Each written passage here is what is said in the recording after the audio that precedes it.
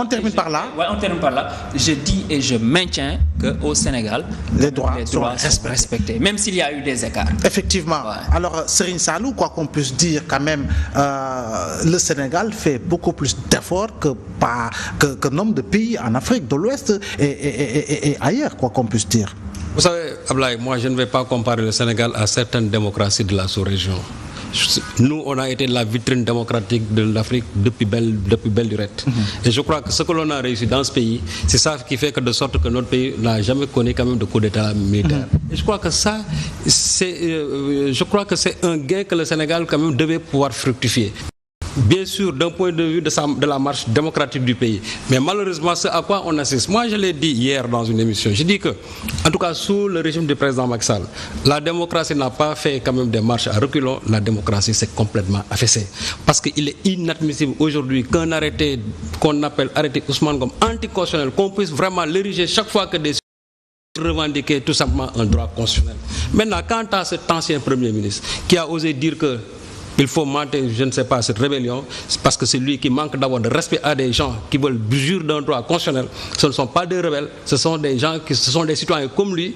Ce ne sont pas beaucoup plus citoyens même que lui. Donc je crois qu'il n'a pas à tenir quand même d'un tel langage, qui ne l'honore pas du tout, parce que lui c'est un ancien Premier ministre. Et je crois qu'il doit toujours avoir en arrière-plan tout ce statut de Premier ministre. Mais vous savez aussi que Souleymane Ndéné Ndiaye, c'est l'homme des déclarations et des contre-déclarations. C'est lui qui avait dit ici que les transhumants devaient être fusillés. Il faut mettre une disposition dans le code pénal pour fusiller les transhumants. Je crois que lui, il a été le premier à aller vers les prairies marron de la paire. Donc je crois que cet ancien Premier ministre, lui, il n'a pas à donner, je crois que des leçons de démocratie par rapport aux autres citoyens. Il devait prêcher par la pédagogie de l'exemple. Le jour du 23 juin 2011, pourquoi il n'a pas conseillé cela à Abdoulaye Wade? Pourquoi il n'a pas dit à Abdoulaye Wade il faut mater ces gens-là? Pourquoi il ne l'a pas dit? Donc il attend aujourd'hui que le président Macky Sall soit au pouvoir pour dire à Macky Sall ça. Et voilà ce que risque de perdre maintenant le président Macky Sall. S'il écoute ces gens-là quand même, qui ont perdu le pouvoir à cause bien sûr non seulement de leur arrogance, mais à cause tout simplement aussi de leurs exactions. Et je crois que si le président Macky Sall quand même veut faire un mandat en tout cas apaisé, il a à faire attention avec tous ces bouts de feu qui tournent autour de lui et qui ne veulent qu'embraser ce pays-là. Je crois qu'il va falloir quand même que les gens respectent la Constitution. Et vous savez, j'ai dit que la première garantie sécuritaire d'un pays, c'est le respect de sa Constitution. Quand vous respectez la Constitution, ça veut dire que vous respectez les droits des gens. Mais si vous ne voulez pas respecter les droits des gens sont en droit quand même de se révolter. Parce que aussi la résistance à l'oppression aussi, c'est un droit absolu. Et je crois que ça, il faut aussi que nos autorités le sachent.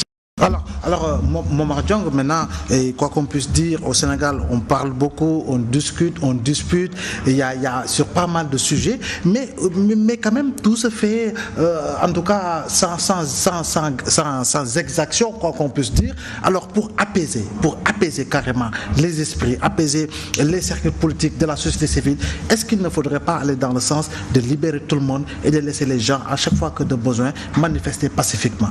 Un mot d'abord sur Souleymane Ndéné Ndiaye, parce que moi, sa sortie me renvoie à une grosse anomalie du régime d'Abdoulaye Wade. Comment Abdoulaye Wade a-t-il pu nommer un individu pareil comme chef de gouvernement? Moi, ça me pose vraiment problème. On peut même arriver dans un pays où vous héritez d'une fonction sans en avoir le profil. Mais il suffit d'épouser la fonction pour qu'il vous donne de l'étoffe et de l'épaisseur. Mais j'ai comme l'impression que ce n'est pas du tout le cas de Souleymane Ndéné Ndiaye à entendre les propos qu'il vient de sortir. On l'a vu ici, dire qu'il fallait fusiller les transhumants, mais il n'a cessé de multiplier les clins d'œil et les appels du pied à son ami entre guillemets Macky Sall pour finalement hériter d'un poste de PCA alors qu'il a été Premier ministre. Ça renvoie à la nature de l'individu et peut-être c'est quelqu'un qui n'a pas d'épaisseur et dont on peut comprendre qu'il puisse parler de cette manière-là. Maintenant, pour en revenir à ce qu'il faut dans un contexte comme celui-là, c'est un contexte de pacification. Je crois qu'il faut faire baisser un peu la tension. Je crois qu'il y a beaucoup de foyers de tension aujourd'hui. J'ai parlé tout à l'heure de ce qui s'est passé à l'université avec les syndicats d'enseignants et les étudiants qui sont vent debout. Parce qu'à cette revendication pour la libération de Guy Marius Sagna et de Maître Babacar Diop s'y ajoute le non-paiement de leur bourse. lequel directeur des bourses, d'ailleurs, le directeur des bourses vient de démissionner, de rendre sa démission, ce qui n'est pas pour faciliter la situation. On se trouve aussi dans un contexte où après la hausse du prix du carburant, la hausse du prix du ciment, il y a aujourd'hui cette hausse qui sera difficilement digérable par les Sénégalais du coût de l'électricité. Et c'est dans ce contexte-là, plutôt que de se préoccuper des Sénégalais et de leurs problèmes, parce que les Sénégalais souffrent, il y a les tenants du pouvoir qui se lancent dans une polémique où on s'accuse et on contre-s'accuse autour d'une gestion qui renvoie à une malgouvernance absolue. Et cela pose problème. Je crois que dans un contexte comme celui-là, le président a intérêt quand même à faire baisser la tension. Je crois que la meilleure des choses à faire, je ne sais pas si les juges iront dans ce sens, après que Guy Marius Sagna et compagnie aient été entendus sur le fond. Est-ce que la demande de liberté provisoire qui sera introduite par leurs avocats va obtenir gain de cause auprès des juges? Je crois qu'il serait bon qu'on aille dans cette direction parce qu'il ne sert à rien de les maintenir en prison.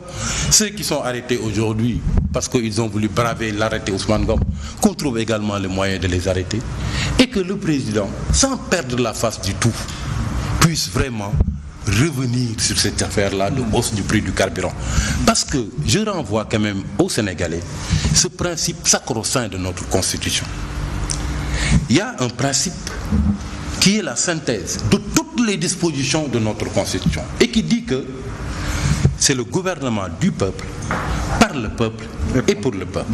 À partir de ce moment-là, quand il y a un rapport de force qui vous est montré et qui vous montre et vous démontre que la mesure que vous avez prise a du mal à passer par rapport à votre population, il n'y a pas de mal et il n'y a pas de honte à réviser cette position, à la suspendre tout au moins pour attendre peut-être un moment plus opportun et des discussions peut-être pour voir comment parvenir au même résultat, sans pour autant vouloir coûte que coûte y aller au forceps. Alors, Cheikh Ahmadou Bamba, on le sait, c'est le président qui a fait cette déclaration disant qu'en 2020, le bateau risque en tout cas de tanguer ou va tanguer.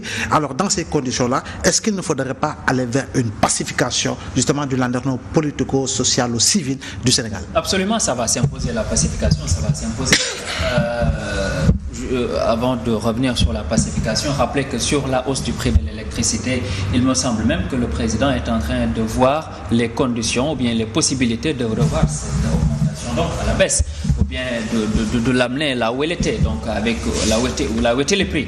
Et ça c'est une possibilité en tout cas qui est étudiée par le chef de l'État. Mais vous avez raison de dire que la pacification s'impose. Aujourd'hui, il y a d'autres plages de discussion, je pense, beaucoup plus importantes. Sénégal.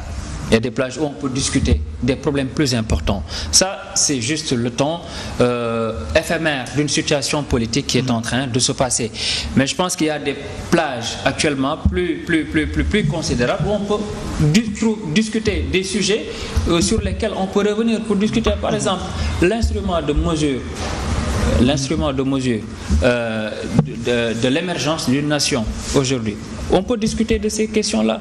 Par exemple, et cet instrument de mesure-là, c'est le PIB, le PIB, le produit intérieur brut, aujourd'hui qui a connu un bond de 30% pour le Sénégal. Donc, pour dire qu'il n'y a pas que cette tension-là qui doit perdurer. Ça, c'est juste une situation de marche qui s'est posée. Mais il faut savoir dépasser cela. Après, passer à l'essentiel. Par exemple, discuter de l'économie. Avec un taux de croissance qui ne cesse de croître, etc. Tout à l'heure, vous avez dit que le PIB a fait un bond de 30%. Un bond de 30%. C'est pas moi qui l'ai dit. Le PIB. Le PIB. Alors, un bond de 30%. Non, révisez-vous chiffres. Avec votre permission, on laisse Serigne Saliou terminer en quelques secondes parce que nous sommes rattrapés par le temps. Aujourd'hui, pour la croissance, nous en sommes quand même à 6 points. Je n'ai pas dit le taux de croissance. S'il vous plaît. Le taux de croissance, il est à 6. C'est le PIB. On s'écoute, Cheikh Ahmadou Bamba, on le laisse terminer parce que c'est la croissance aussi, c'est le PIB. Oui. Aujourd'hui, je crois que vous parlez d'un instrument de mesure. Je crois que l'instrument de mesure le plus fiable, c'est l'IDH, l'indice pour le développement humain.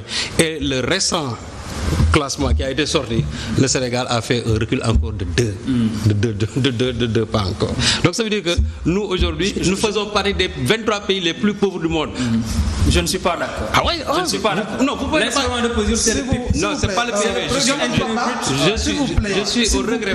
Non. Je veux dire que là, je ne serais d'accord avec ça. Non, ça dit. Il y a l'IDH, il y a le PIB, mais le PIB est encore plus déterminé. Non, le PIB, c'est la croissance.